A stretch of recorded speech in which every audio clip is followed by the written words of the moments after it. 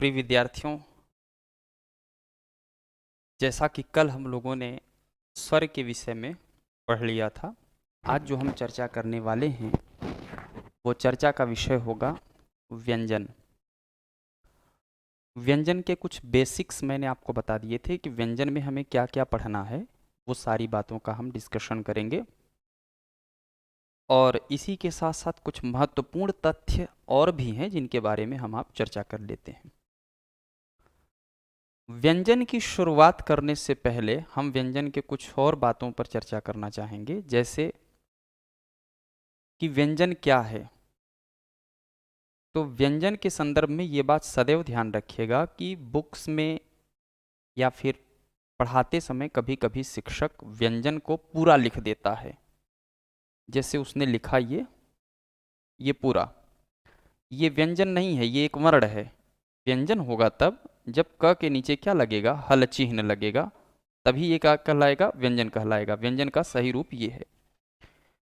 पर ये बात अंडरस्टूड है, इसको आप मान लीजिएगा कि व्यंजन का स्वरूप ऐसे ही है, क्योंकि हो सकता है कि आपको पढ़ाते समय ऐसी बात न बताई गई हो। पर ध्यान रखिएगा, जहां व्यंजन की बात आएगी तो व्यंजन में हमेशा हल चिन्ह या हलंत शब्द के नीचे या वर्ण के नीचे लगा होगा, तभी आप मान लीजिएगा कि वो व्यंजन है।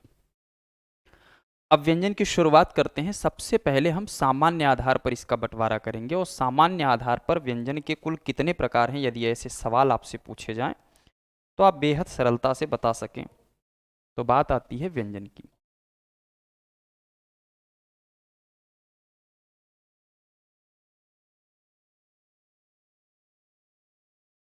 व्यंजन, जिसे मैंने आपको बताया था कि हिंदी में व्यंजन, संस्कृत में इसे हल और इंग्लिश में कॉन्सोनेंट के नाम से जानते हैं। तो ये विशेष रूप से ध्यान रखें। तो व्यंजन में सबसे पहला इंफॉर्मेशन हम जो पढ़ेंगे वो पढ़ेंगे स्पर्श व्यंजन। क्या पढ़ना है? स्पर्श व्यंजन। ध्यान रखिएगा एक विशेष बात इसमें कि स्पर्श व्यंजन को उदित व्यंजन भी कहा जाता है और इसे वर्गीय व्यंजन भी कहा जाता है। ये तीन नाम से जाने जाएंगे।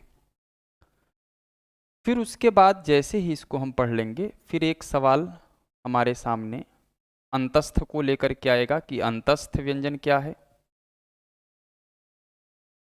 फिर इसी क्रम में हम जानेंगे कि आखिर ऊष्म व्यंजन क्या है। क्या जानेंगे? ऊष्म व्यंजन। इसी के साथ साथ एक व्यंजन हम और पढ़ते हैं, पर भेद में वो शामिल नहीं होता।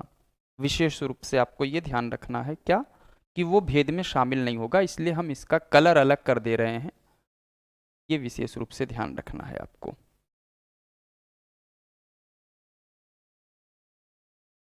जिसको आप कहते हैं संयुक्त व्यंजन।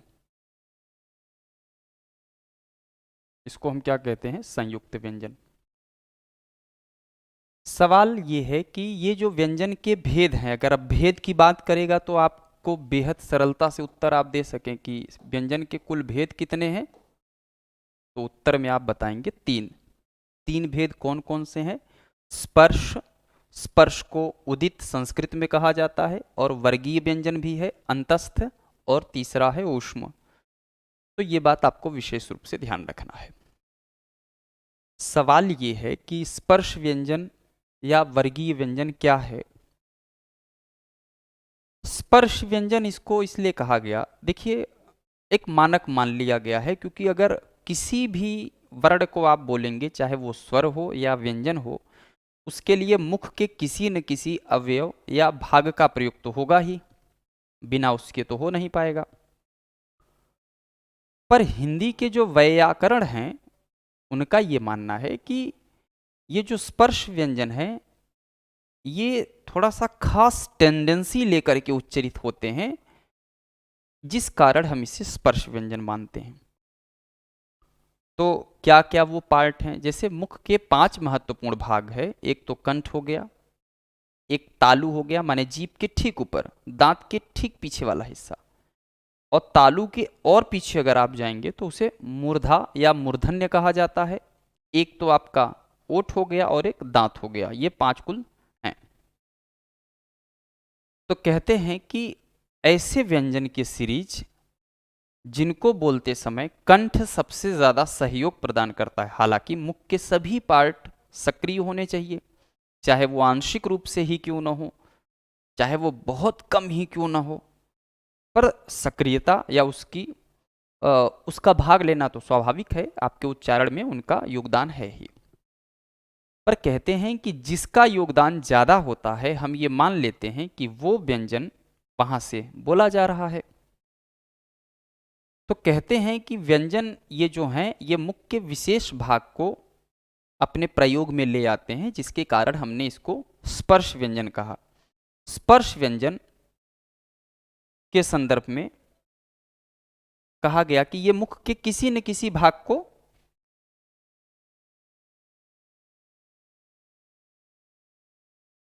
मुख के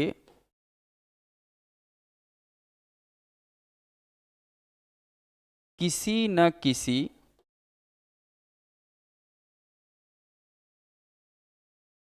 भाग को स्पर्श करते हैं, टच करते हैं, जिसके कारण ही इसे हम स्पर्श व्यंजन कहते हैं। वर्गीय व्यंजन, ये तो संस्कृत का कंसेप्ट है, इसकी आवश्यकता आपको नहीं पड़ेगी। वर्गीय व्यंजन, क्योंकि ये जितने भी स्पर्श व्यंजन हैं, स्पर्श व्यंजन जितने भी हैं, अगर हम इनकी बात करें तो कहा जाता है कि इन्हें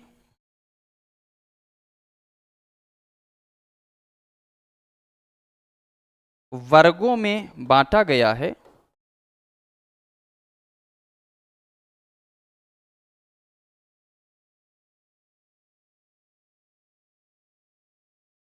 वर्गों में बांटा गया है और वर्गों में बटे होने के कारण ही इन्हें हम क्या कहते हैं, वर्गीय व्यंजन कहते हैं। वर्ग में विभाजित होने के कारण इसे वर्गीय व्यंजन कहते हैं। और तीसरा और महत्वपूर्ण बात कि इसकी संख्या, इनकी संख्या 25 है मूलतः, ये ध्यान रखना है। दो अगर हम द्विगुण को छोड़ दें, द्विगुण को जोड़ करके देखते हैं तो 27 हो जाता है, पर मूल रूप से 25 है। ये हो गया। इसी क्रम में अंतस्थ क्या है? अंतस्थ दो शब्द से मिलकर के बना है, एक तो है अंतः और दूसरा है स्थः। अंतः है, अंत नहीं है, अंत माने समाप्त, अंतः का मतलब भीतर। तो कहते हैं कि जिनको बोलते समय वायु की मात्रा भीतर ही रह जाए, जिनके उच्चारण में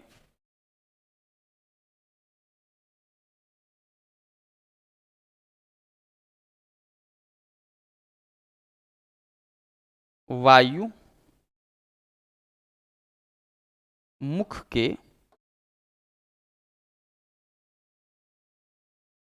भीतर ही रहे, उसे अंतस्थ व्यंजन कहते हैं। उसे क्या कहते हैं? अंतस्थ व्यंजन।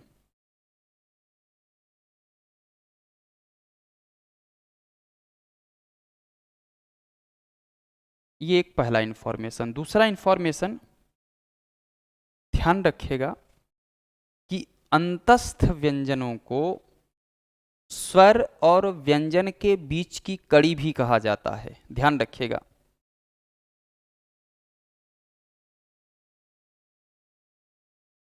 इन्हें स्वर व व्यंजन के बीच की कड़ी कहा जाता है। और अगर पूछा जाए इनकी संख्या,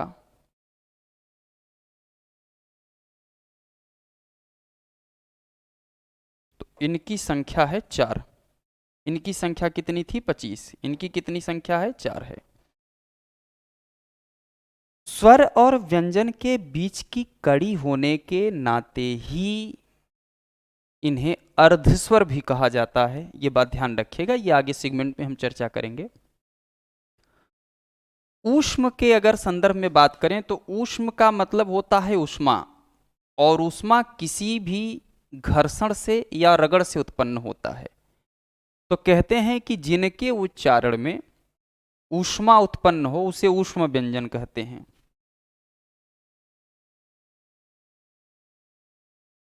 जिनके उच्चारण में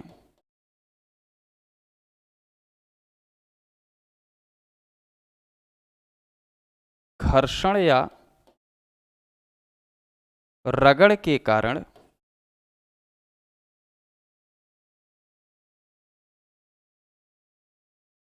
ऊष्मा उत्पन्न हो उसे हम ऊष्म व्यंजन कहते हैं। और दूसरा, यदि पूछा जाए इसकी संख्या, तो आप कहेंगे कि इसकी संख्या 4 है।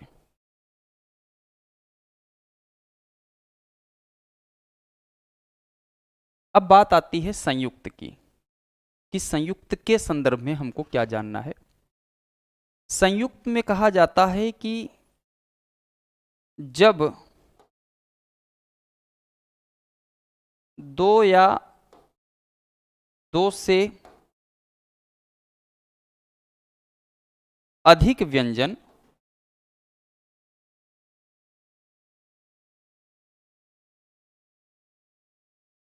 एक ही स्वर के सहारे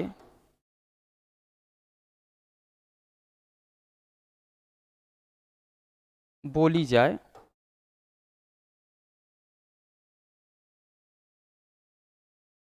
तो वहां क्या हो जाता है, संयुक्त व्यंजन हो जाता है, और इसकी संख्या भी 4 है। इसकी संख्या कितनी है, 4 है। तो ये आप समझ पाए होंगे कि आखिर शब्दावली के आधार पर जो इनका नामकरण किया गया, नामकरण के पीछे भी एक वजह रही है। इन्हीं वजहों से हम इनका नामकरण करते हैं। नामकरण किस वजह से हुआ है, ये कभी सवाल पूछा नहीं जाता, और न ही आपको इस पर विशेष ध्यान रखने की जरूरत है। मैं सिर्फ आपको समझाने के लिए कि आप ये बात जानते रहें कि आखिर स्पर्श या वर्गीय कहे जाने के पीछे की वजह क्या है, ये वजह आपको पता होना चाहिए। जाहिर है, जब आप इतनी बात नोट कर लेते हैं, ये बात अगर आप समझ गए हैं, तो अब इसी क्रम को हम आगे बढ़ाते हैं। तो आप इसको चाहें तो पॉज करके आप ये इन्फॉर्मेशन लिख सकते हैं, फिर मैं इसको हटा करके अब हम अपने काम वाले हिस्से पर बात कर लें कि और क्या क्या हमें इसे समझना आवश्यक है।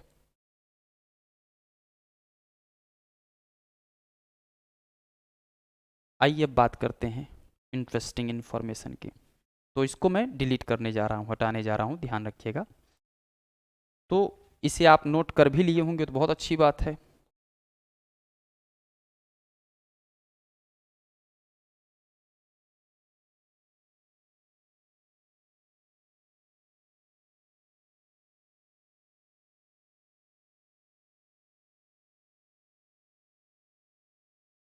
सवाल अब यहाँ इस हिस्से से बनता है, जैसे हम आपको बताने जा रहे हैं, तो उस पर आप विशेष रूप से ध्यान रखिएगा।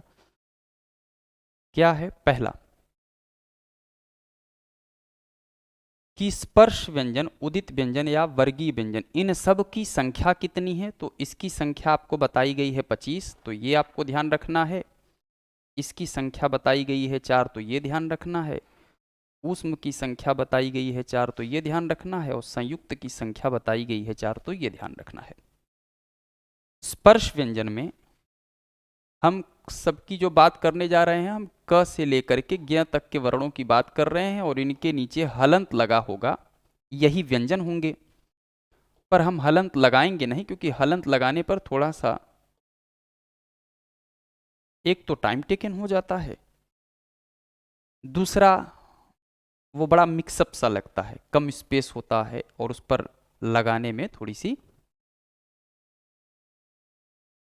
उसका जो अट्रैक्टिवनेस है वो समाप्त हो जाता है। अब सवाल यह है कि 25 कौन कौन से हैं।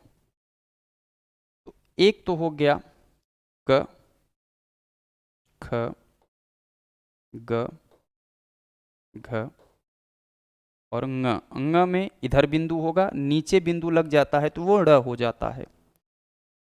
इसी क्रम में च, छ, ज, झ, ञ, ट, ठ, ड, ढ, ढ, त, थ, द, ध, न, प, फ, ब, भ, म।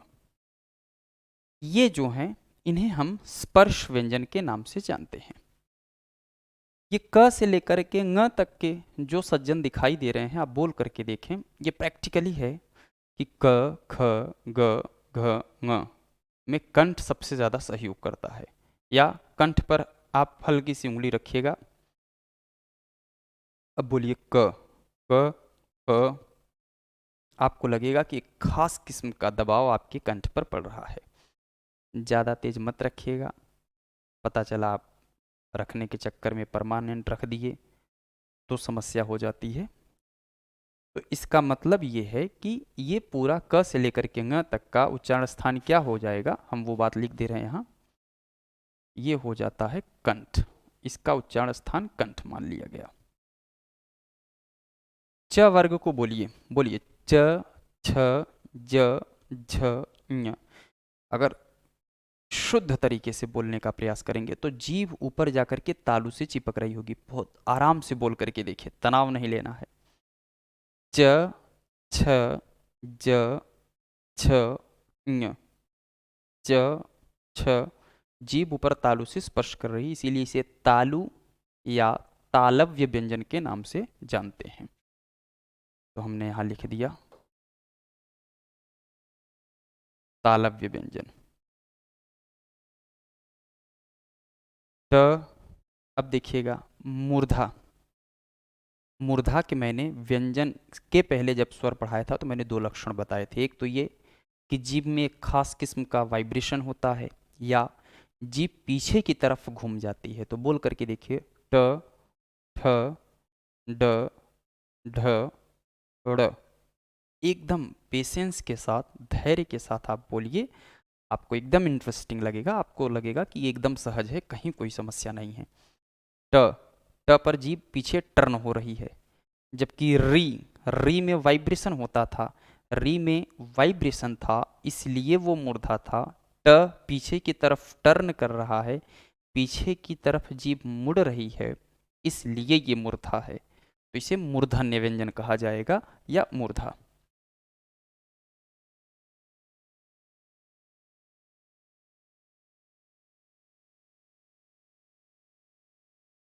अब त वर्ग आराम से बोलें, त, थ, द। दांत जब तक जिह्वा से, आपकी जीभ दांतों से जब तक नहीं टकराएगी, दांत से और जीभ से जब तक संपर्क नहीं होगा, तब तक आप इनको बोल नहीं पाएंगे। और कुछ लोगों के पास कहते हैं कि अगर दांत ना हो तो इस वर्ग के वर्णों का उच्चारण नहीं हो पाता।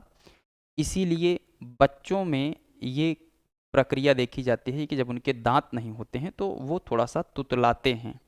वो कारण यही है कि ये दांत अनुपस्थित होता है, इसलिए वो नहीं बोल पाते हैं ना। अगर कहिएगा कि तोता बोलिए तो वो तोता नहीं बोल पाएंगे, उसको दूसरे ढंग से बोलेंगे। इसी तरह से जब बुजुर्ग हो जाता है इंसान, तो बुजुर्ग होने के संदर्भ में भी दांत जब चले जाते हैं उसके, तो वहां भी वो उस वर्ग के वर्णों का उच्चारण नहीं कर पाता है। तो इसमें क्या जीभ दांतों से टकराती है, इसीलिए हम इसको दंत ध्वनि कहते हैं। प, फ, ब, भ के संदर्भ में क्या है, होस्ट। प बोलेंगे, दोनों होठ आपस में जुड़ेंगे। फ, ब, भ, म दोनों लिप्स का सहयोग होता है, इसीलिए इसको हम ओष्ठ ध्वनि कहते हैं।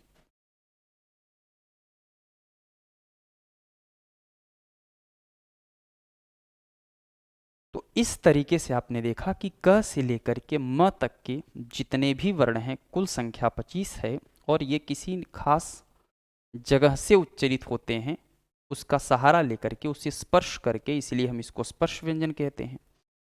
इसी क्रम में एक सवाल और पैदा होता है कि आपने देखा कि क से लेकर के ङ तक सब कंठ से हैं, च से लेकर के ञ तक सब तालु से या तालव्य से, ट से लेकर के ड़ तक सब मूर्धन्य से, त से लेकर के न तक सब दंत से, प से लेकर के म तक सब ओष्ठ से बोले जाते हैं।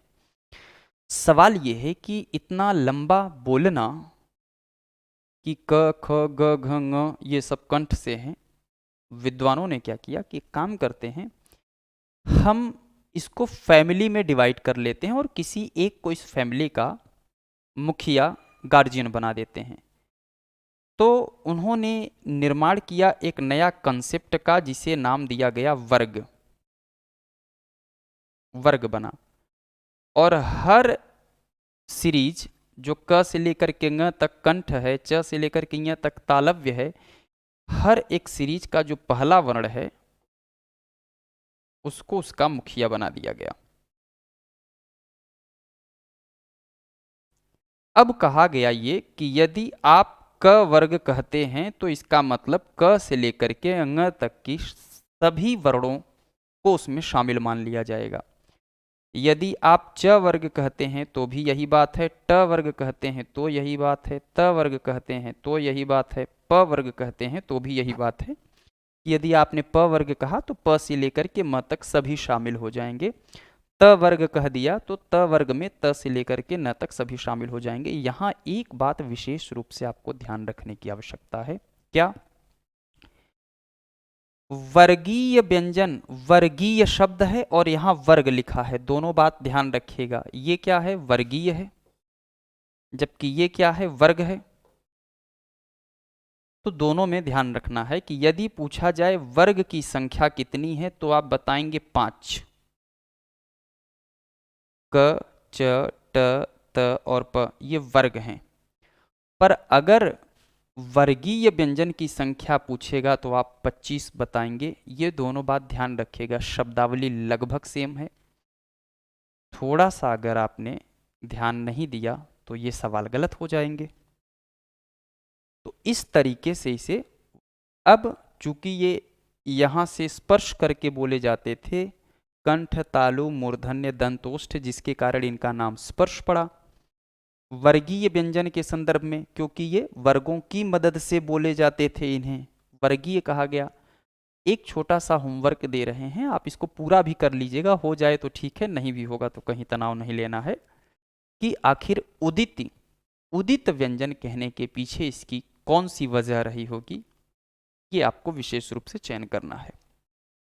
अब बात आई है अंतस्थ की। अंतस्थ की संख्या 4 है, जिन्हें आप बहुत अच्छी तरीके से जान रहे हैं। क्रमशः वो है, एक तो य, दूसरा र, तीसरा ल, व, और ऊष्म की जो संख्या है वो है श, श, स और ह। अब यहाँ आपको ध्यान रखने योग्य क्या बातें हैं उसको ध्यान से समझिएगा।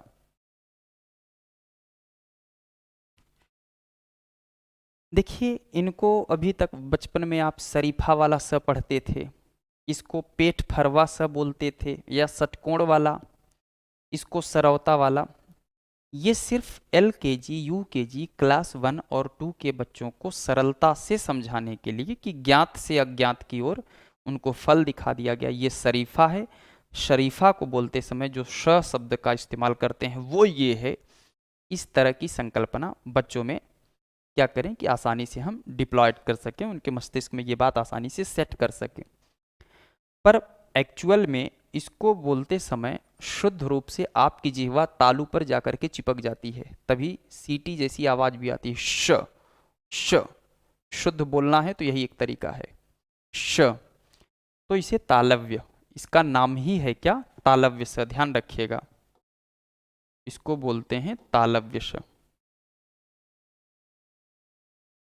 ये जो स देख रहे हैं इसका शुद्ध उच्चारण करना अब लगभग बंद सा हो गया है। अब होना क्या है कि ये तीनों सा लगभग सब, या तो जो लोग बोलते हैं वो सब दंत जैसे ही बोल देते हैं, या जो लोग बोलते हैं सब तालव्य विषय वाले स्टाइल में ही बोल देते हैं। पर ध्यान रखना है कि ये तीनों अलग अलग हैं। तो यदि आपको तालव्य विषय का उच्चारण करना है तो जीभ को तालु से आप सटाइए। कैसे सटाएंगे? जैसे च बोलते हैं, च, पहले च बोलिए फिर श बोलिए। जब इस प्रकार की प्रैक्टिस करेंगे तब धीरे धीरे धीरे धीरे शुद्धिकरण आपके अंदर आ जाएगी। कि जैसे मान लीजिए च में जिस तरह जीभ ऊपर तालु को स्पर्श कर रही है, ठीक वैसे ही हम मान लेते हैं स, श, श, तो वो बात एकदम शानदार ढंग से उच्चरित होने लगेगी। मूर्धा में ये जो आप देख रहे हैं इसकी खास किस्म आप जान लीजिएगा क्या है कि इसको जब आप बोलना शुरू करें तो ठीक वैसे ही बोलना है। जैसे ट को बोलते समय जीभ पीछे की तरफ टर्न कर जाती है, वैसे ही स बोलना है। जीभ पीछे की तरफ करके अगर स बोलेंगे तो शुद्ध रूप से इसी का उच्चारण होगा फ। जैसे ट के लिए पीछे जिह्वा चली जा रही है, वैसे ही आप जिह्वा पीछे करके स बोलेंगे तो शुद्ध रूप से इसी स का उच्चारण होगा। तो इसको बोलते हैं, ये मूर्धन्य व्यंजन है।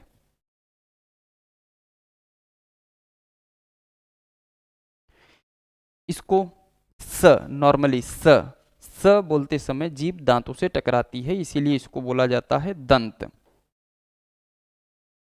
तो इसका क्या फायदा है? तो इसका फायदा आप जान लीजिएगा। सवाल बनता है, ये लिख करके आ जाएगा, पूछा जाएगा इसका उच्चारण स्थान बताइए, तो आप बता दीजिएगा कि इसका उच्चारण स्थान क्या है? तालव्य श है। इसका उच्चारण स्थान पूछा जाएगा तो आप बता दीजिएगा कि इसका उच्चारण स्थान मूर्धन्य स है। इसका उच्चारण स्थान पूछा जाएगा तो इसका उच्चारण स्थान क्या हो जाएगा? दंत है। और बेहतर ये है कि जब भी आप पढ़ रहे हो किसी भी सब्जेक्ट में जहाँ इनकी बात आएगी तो इनका नाम ही रख लीजिए कि इसे हम दंत स कहते हैं। ये क्या है? दंत स। सरौता वाला स हटा करके हम डायरेक्ट उत्तर के अंदाज में अगर इसे पढ़ेंगे तो धीरे धीरे धीरे धीरे वो हमारे हैबिट्स में क्या हो जाएगी? शामिल हो जाएगी। ये मूर्धन्य स है, ये तालव्य स है। अब सवाल ये है कि इनका यदि उच्चारण स्थान आपको पता है और ये य र ल व और श श स ह अगर ये सीक्वेंस आप लगा करके देखेंगे तो बेहद सरलता से आप इनका भी उच्चारण स्थान जान पाएंगे। देखिए श के ठीक सामने य की बिल्डिंग है, इसीलिए य का उच्चारण स्थान भी तालव्य ही होता है। मूर्धन्य श के ठीक सामने र है, र का उच्चारण स्थान भी मूर्धन्य होता है। पर ध्यान रखिएगा श मूर्धन्य इसलिए है कि जिह्वा पीछे की तरफ टर्न करती है फ। र मूर्धन्य इसलिए है क्योंकि इसमें वाइब्रेशन होता है। मैंने कहा था कि मूर्धा के दो लक्षण हैं। पहला, जीभ आपका पीछे की तरफ टर्न करेगा, और दूसरा कि जब आप जिह्वा को बोलेंगे तो उसमें एक खास किस्म का वाइब्रेशन होगा या खास किस्म की कंपन्नता होती है। ये दंत स है और इसे ल के संदर्भ में ध्यान रखिएगा कि इसका उच्चारण स्थान भी क्या है? दंत है। तो यदि इनका नाम आपको पता रहेगा और आप जानते हैं इसके पैरेलल ही य र ल व लिखे जाते हैं। संस्कृत में ये क्रम नहीं है पर हिंदी में यही क्रम है। हिंदी की किताब पढ़ेंगे तो इस सीक्वेंस में मिलेगा। तो इस सीक्वेंस के आधार पर आप जान लीजिएगा कि श के ठीक पैरेलल य है, मूर्धन्य श के ठीक पैरेलल र है, स के ठीक पैरेलल ल है। चूंकि ये दंत स है तो ल भी दंत होगा, ये मूर्धन्य है तो ये र भी मूर्धन्य होगा। ये तालव्य श है, इसके पैरेलल य भी क्या हो जाएगा? तालव्य हो जाएगा। ये याद करने का एक शानदार सा तरीका है। अब अगले स्टेप पर अगर हम बात करें, जब पूछा जाए कि व का उच्चारण स्थान क्या होगा और ह का उच्चारण स्थान क्या होगा तो थोड़ा सा विशेष रूप से आपको ध्यान रखना होगा। बारीकी से इसके अवगत हो जाइए कि जब आप व बोलते हैं, व जब बोलते हैं तो ऊपर का जो दांत है वो नीचे के होंठ के पास आता है। ध्यान रखिएगा, होंठ दांत के पास नहीं जाता है, दांत तो होंठ के पास आता है व। तब अगर इसमें पहली सक्रियता किसकी है? दांत की है। कि जो दांत है आपका वो किसके पास आ रहा है भाई? होंठ के पास आ रहा है, ओष्ठ। तो अब इसका मतलब ये है कि वह एक ऐसा वर्तनी है, ये एक ऐसा वर्ण है जिसमें दांत और होठ दोनों की भूमिका है, इसीलिए इसका उच्चारण स्थान क्या कहा जाता है? दंतोष्ठ माना जाता है। क्यों? क्योंकि इसमें ऊपर का दांत नीचे के होंठ के पास आता है। मैं इतना इम्फेसाइज क्यों कर रहा हूं? आपके मन में एक सवाल आ रहा होगा कि ठीक है, मान लिया दंतोष्ठ है। सवाल यहां से प्रॉब्लम क्रिएट करेगी कि इसका दंत ओष्ठ की जगह ओष्ठ दंत अगर विकल्प में दे देगा तो सवाल गलत हो जाएगा, क्योंकि दांत होठों के पास नहीं जाता है। ये विशेष रूप से ध्यान रखना है। दांत होठों के पास नहीं जाता है, बल्कि होंठ दांतों के पास आता है। तो इस तरह से इसको हम क्या कहेंगे? दंतोष्ठ कहेंगे, होष्ठ दंत नहीं कहेंगे, ये बात ध्यान रखिएगा। और वहीं अगर पूछा जाए ह का उच्चारण स्थान, तो ह का उच्चारण स्थान होता है कंठ। ह में कंठ की भूमिका होती है। तो इस तरीके से आप ये समझ पाए। अब बात संयुक्त की आई। संयुक्त में मैंने आपको बताया कौन कौन से हैं, पहले वो जान लीजिए, तो फिर वो सारे कंसेप्ट एक साथ आप क्लियर कर पाएंगे। तो इसमें एक तो है क्ष, एक है त्र, एक है ज्ञ और एक है श्र। अब हम इसको थोड़ा सा ब्रेक करके देखते हैं। अगर क्ष को तोड़ते हैं तो ये क आधा होगा और श। त्र को तोड़ते हैं तो त आधा होगा और र। ज्ञ को तोड़ते हैं तो ज आधा होता है और य। श्र को ब्रेक किया जाता है तो श आधा होता है और र। ये तो अभी अधूरा टूटा है। अब मैं इसके आगे भी ब्रेक कर रहा हूं, किताब में यहां तक होता है, पर होना क्या है कि अभी भी इसको चाहें तो आप तोड़ सकते हैं। जब इसको और तोड़ेंगे तो ये आधा होगा और इसमें से निकलेगा क्या? अ। ये भी आधा, निकला क्या? अ। ये भी आधा, अ। ये भी आधा और अ। तो अगर आपको याद होगा, इसके पहले मैंने एक परिभाषा आप लोगों को बताई। क्या बताया? मैंने कहा कि यदि दो व्यंजन, अब ध्यान से देखिएगा, मैं यहां मान लेता हूं एक व्यंजन हो गया ये, दूसरा व्यंजन हो गया ये। व्यंजन की परिभाषा में मैंने बताया कि हल चिन्ह लगा होना ही व्यंजन का सबूत है। तो मैंने कहा कि यदि दो व्यंजन एक ही स्वर के सहारे बोली जाए तो ये एक व्यंजन, दो व्यंजन एक ही स्वर के सहारे बोली जाती है, जिसके कारण हम इसे संयुक्त कहते हैं। आप इन्हें भी देखिए, ज्ञ को, ज और इय नामक दो व्यंजन एक ही स्वर के सहारे, अ के सहारे बोली जा रही है।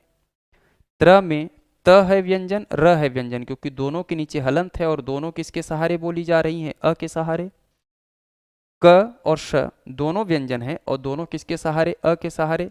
तो एक सवाल अगर कभी परिभाषा दे करके पूछा जाए कि यदि दो व्यंजन एक ही स्वर के सहारे बोली जाती है तो हम उसे क्या कहते हैं?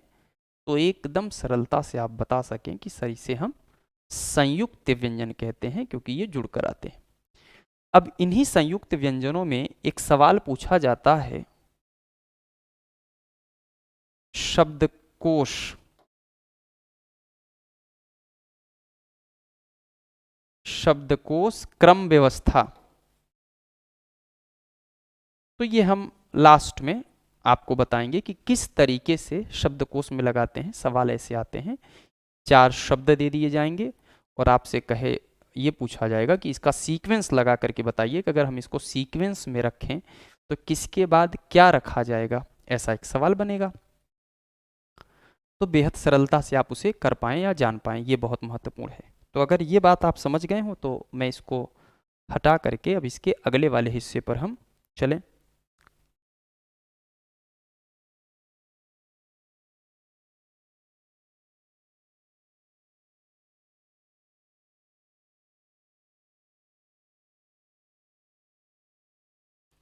अब ये तो संयुक्त व्यंजन की बात हो गई। इसी हिंदी में एक और कंसेप्ट आता है जिसको कहा जाता है संयुक्ताक्षर। तो आइए अब हम उसकी बात करते हैं। अब जो अगला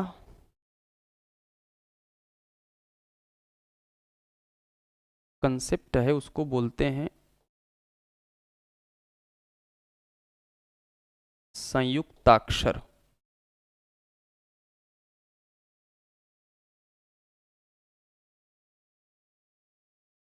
सवाल एक आता है, क्या वो जान लीजिएगा कि किसी भी शब्द को संयुक्त करने की जो शैलियां हैं वो 3 प्रकार की हैं। 3 तरीके से शब्दों को हम संयुक्त कर सकते हैं। संयुक्त का मतलब जोड़ सकते हैं। पर ये तीनों क्या हैं और इन तीनों के अलग अलग नाम भी हैं कि इसको हम इस तरीके से अगर जुड़ेगा या जुड़ा हुआ होगा तो हम इसको इस नाम से जानेंगे। तो वो कौन कौन सा तरीका है हम वो जान लेते हैं, तीनों में क्या डिफरेंस है वो जान लेंगे तो एक और अच्छा सा कंसेप्ट आपका तैयार हो जाएगा। तो संयुक्ताक्षर में एक ध्वनि तो इसी नाम से जानी जाती है, संयुक्त ध्वनि।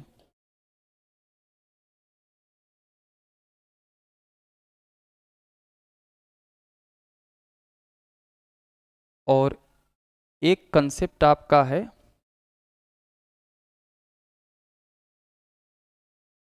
संपृक्त ध्वनि। और इसी में एक कंसेप्ट और है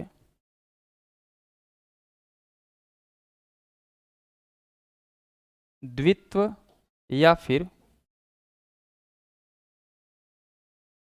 युग्मक ध्वनि।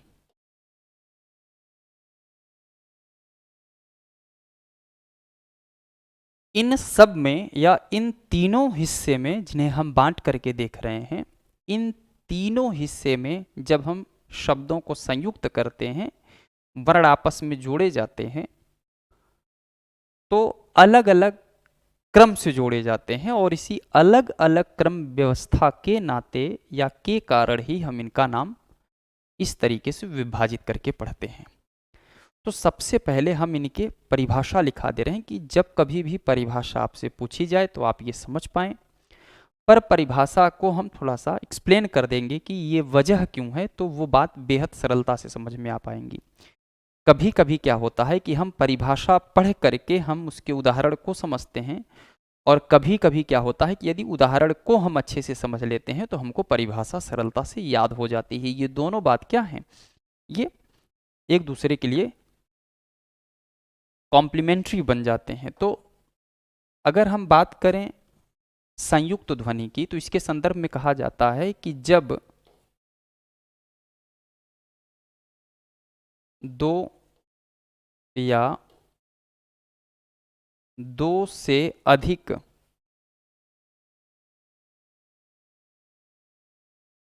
व्यंजन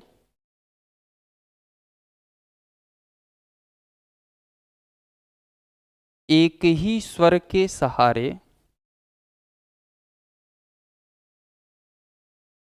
एक ही स्वर के सहारे बोली जाए तो उसे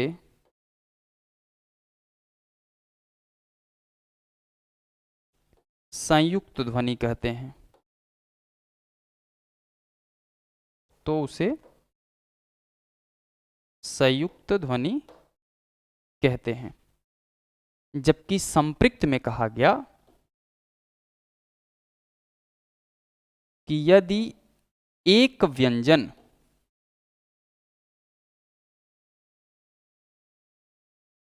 दो ध्वनियों के सहारे बोली जाए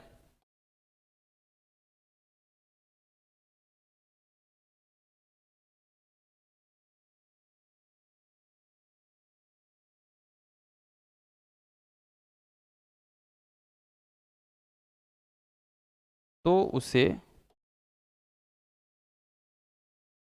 संपृक्त ध्वनि कहते हैं।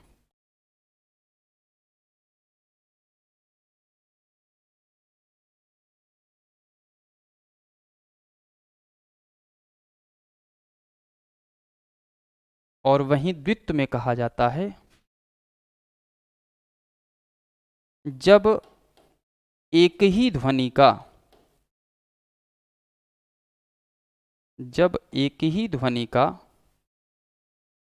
द्वित्व, द्वित्व का मतलब होता है दोहराव, द्वित्व हो जाए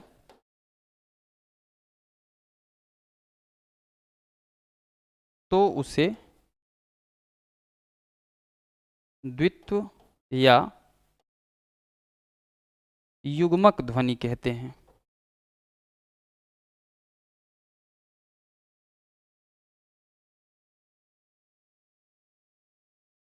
अब इसको हम थोड़ा सा ऊपर शिफ्ट करेंगे, संयुक्ताक्षर वाला, फिर हम इसके एक एग्जाम्पल के बारे में बात करेंगे, तो आप बेहतर तरीके से ये बात स्पष्ट कर पाएंगे कि आखिर ये कैसे।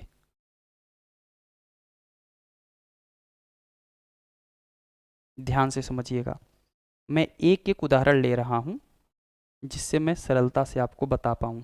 ध्यान से सुनिए, एक उदाहरण यहां से हम ले लेते हैं। जैसे मान लीजिए ले लिया गया, इसमें प्राण ही ले लेते हैं, प्राण शब्द ले लेते हैं, किसी की प्राण नहीं लेने जा रहे हैं, प्राण। और यहां मैंने एक शब्द लिया संबल, यहां एक शब्द ले लेते हैं पक्का।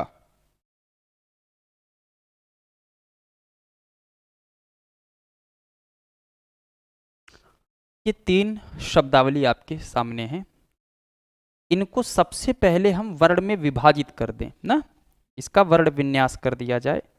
तो वर्ण विन्यास करेंगे तो इसमें प होगा आधा, फिर र होगा आधा, फिर इसमें आ की मात्रा लगी,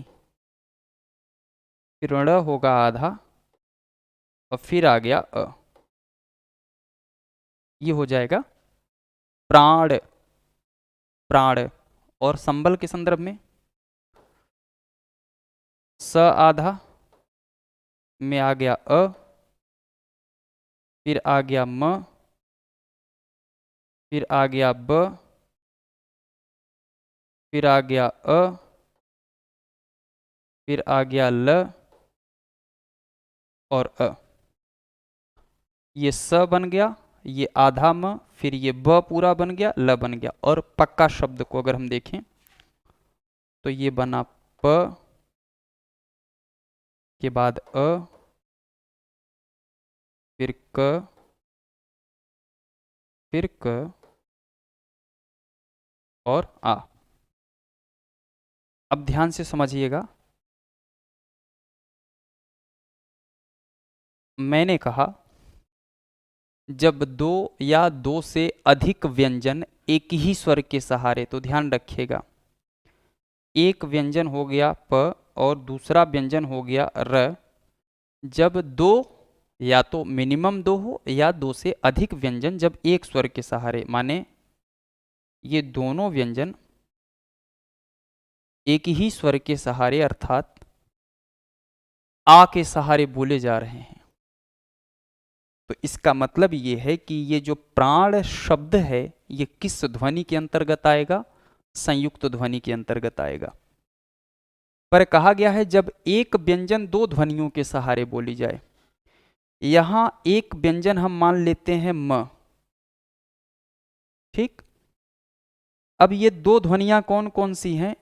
एक ध्वनि तो इसके ठीक पहले अ हो गया और एक ध्वनि इसके बाद क्या हो गया? ब। एक तो तरीका ये है, ये परिभाषा है, परिभाषा के आधार पर ये बात आती है। पर इससे मैं सरल बता दूं आपको, ये दो ध्वनियों के सहारे बोली गई है एक व्यंजन। पर आपको लगेगा कि सर ये एक व्यंजन ये हो गया, एक व्यंजन ये हो गया, तो इसके बाद भी तो क्या है? एक स्वर है। जाहिर सी बात है इसके बाद स्वर तो है, पर संयोग से क्या है कि इनके पहले भी तो स्वर आ गया है, जो कि यहां देखने को नहीं मिला। प के पहले कोई स्वर नहीं है, पर यहां म के पहले क्या आ गया है? स्वर आ गया। ऐसे सवाल बन रहे होंगे आपके माइंड में, जैसे ये दो व्यंजन है, यहां भी दो व्यंजन है, यहां इन दोनों व्यंजनों के ठीक बाद स्वर आया है, उनके पहले कोई स्वर नहीं है। पर यहाँ ये दो व्यंजन है, दो व्यंजन के पहले भी स्वर है और बाद भी स्वर है, तो ये बात विशेष रूप से ध्यान रखिएगा। अब मैं आपको भी बता रहा हूँ, उसको ध्यान से समझिए। इसको हम हटा दे रहे हैं, तो ये बात अभी एक लाइन में आपको समझा देंगे, वो समझ आ जाएगा। अब यहाँ पर देखिए, मैंने कहा कि जब एक ही ध्वनि का द्वित्व, द्वित्व माने दोहराव, माने ये एक ध्वनि हो गया क, और ठीक इसी यही ध्वनि का देखिए क्या क्या हो गया, दोहराव हो गया। माने कोई भी वर्ण एक आधा, माने एक ही व्यंजन दो बार अगर आ जाए, एक ही व्यंजन दो बार, माने क एक व्यंजन है जो कि दो बार आया हुआ है, जहां ऐसी संकल्पना आएगी वो क्या हो जाएगा, तो आप वहां सरलता से बता पाएंगे कि सर अगर ऐसी स्थिति आती है तो हम ये जान गए हैं कि हम उसको क्या मान लेंगे कि वो द्वित्व हो गया या युग्मक हो गया। युग्मक का मतलब वो युग्म शब्द से बना हुआ है, युग्म का मतलब होता है जोड़ा, पेयर, पेयर वाली बात आ गई। अब यहां मैं इंटरेस्टिंग बात आपको बता दूं, ध्यान से समझिएगा। संयुक्त ध्वनि की एक खास विशेषता ये होती है कि इसका आरंभ जो है वो आधा वर्ण से होता है। अगर किसी का आधा वर्ण, शुरुआत इसका माने शुरुआत या आरंभ,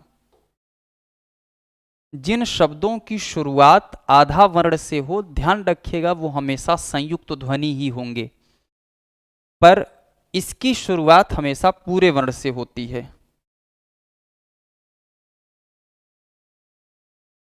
शुरुआत पूरा वर्ण से, बस ये खास पहचान अगर आप जान लेंगे तो एक बड़ी संकल्पना आपको समझ में आ जाएगी। स में अ है, देखिए ये अ आ गया, तो ये वर्ण पूरा हो गया, पर ये आधा वर्ण है, ये विशेष रूप से आपको ध्यान रखना होगा। तो ये एक सीधा सा तरीका है जिसको आप समझ पाएं कि यदि ये आधा वर्ण है, आप सोचेंगे सर आधा वर्ण तो ये भी है, पर शर्त ये है इसमें, संबल वाले में या संपृक्त वाले में, कि दो व्यंजन के बाद स्वर आ जाता है, पर इसमें देखिएगा ऐसी संकल्पना नहीं है, एक ही व्यंजन के बाद स्वर आ गया, और जब एक ही व्यंजन के बाद स्वर आया तो ऐसी स्थिति में ये क्या कहे जाएंगे, तो संपृक्त हो जाते हैं। और इसके लिए एक और अच्छी बात और इंटरेस्टिंग बात बता दें, आप ऐसे समझ लीजिएगा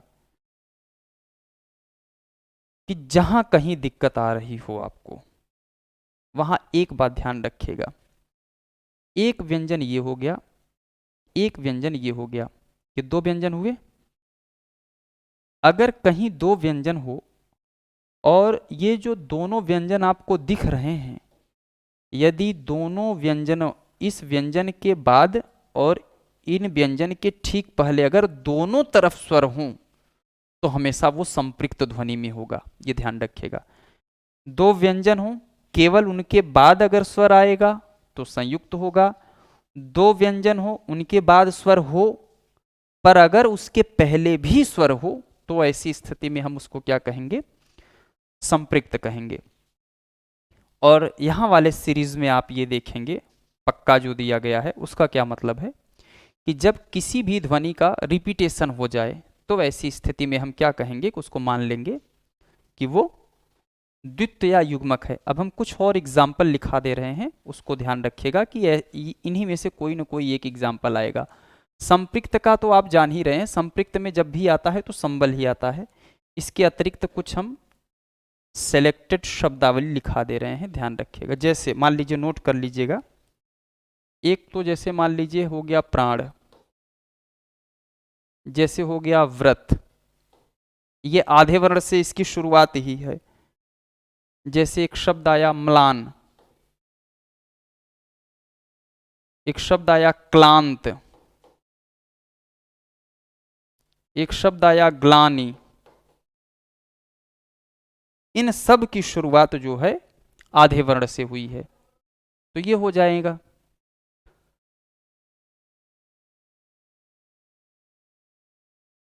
अब यहां पर जैसे एक तो हो गया पक्का, एक ऐसे हो गया दिल्ली, एक हो गया प्रफुल्ल। अब आपके मन में एक सवाल और बनेगा कि सर इसमें आधा वर्ण भी है और द्वित्व भी है, तो सबसे पहली प्रायोरिटी द्वित्व को जाता है। पहली प्राथमिकता किसको जाएगी? द्वित्व को।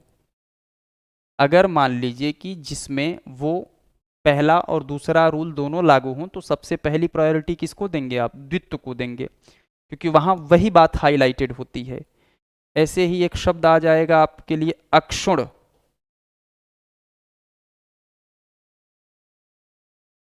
क्या आ गया? अक्षुण आ गया। ऐसे ही एक शब्दावली आ गई जैसे दिक्कत, या आ गया एक शब्दावली सच्चा। तो ये पहली प्रायोरिटी के अंतर्गत आएंगे कि हमेशा पहले द्वित्व लगाएंगे। तो मैं प्रायोरिटी का सीरीज भी बता दूं। पहली प्रायोरिटी क्या है? द्वित्व। दूसरी प्राथमिकता संयुक्त, और तीसरी प्राथमिकता संपृक्त। ये आप थोड़ा सा ध्यान में रखें। तो इस तरीके से आपने देखा कि व्यंजन की हम लोगों ने शुरुआत कर ली है, और शुरुआत काफी बेहतर भी लगा होगा आपको। अब इसके आगे के क्रम में हम ये देखेंगे कि आखिर प्रयत्न के आधार पर व्यंजन का जो वर्गीकरण है वो कैसे है, क्या क्या है। फिर हम पढ़ेंगे घोष के आधार पर हम व्यंजन को कितने भागों में बांटते हैं। फिर हम देखेंगे कि आखिर प्राण के आधार पर हम उसको कितने भागों में बांटेंगे। उच्चारण व्यंजनों का कहाँ कहाँ से होता है, खास किस्म के वर्ण कौन कौन से हैं जिनके बहुत सारे डिमेंशंस हम आपको बताएंगे कि इनको ऐसे ऐसे इन व्यूज से आपको देखना होगा। फिर हम शब्दकोश में क्रम व्यवस्था भी बता देंगे कि कौन कौन से क्रम किस सीक्वेंस में आते हैं, वो बात आप ध्यान रखें। एक इसी में संकल्पना आती है अमानक वर्णों की संकल्पना, कि अमानक वर्ण क्या है या किसे कहते हैं। तो अभी हमें लग रहा है कि इसमें 2 या मैक्सिमम 3 लेक्चर हम और लेंगे वर्णमाला में। तो वर्णमाला की एक शानदार सीरीज आपको तैयार हुई मिलेगी, और एकदम पेशेंस के साथ, पूरे धैर्य के साथ इसे समझिए, आपको बहुत ही इंटरेस्टिंग लगेगा। तो मैं आशा करता हूँ कि ये वाला लेक्चर से आप बहुत सारा लाभ उठाएंगे, और इसी क्रम में मैं अपनी बात को समाप्त करता हूँ। बस ईश्वर की कृपा आप पर बनी रहे, और धूमधाम से आप अपनी तैयारी में लगे रहें। धन्यवाद।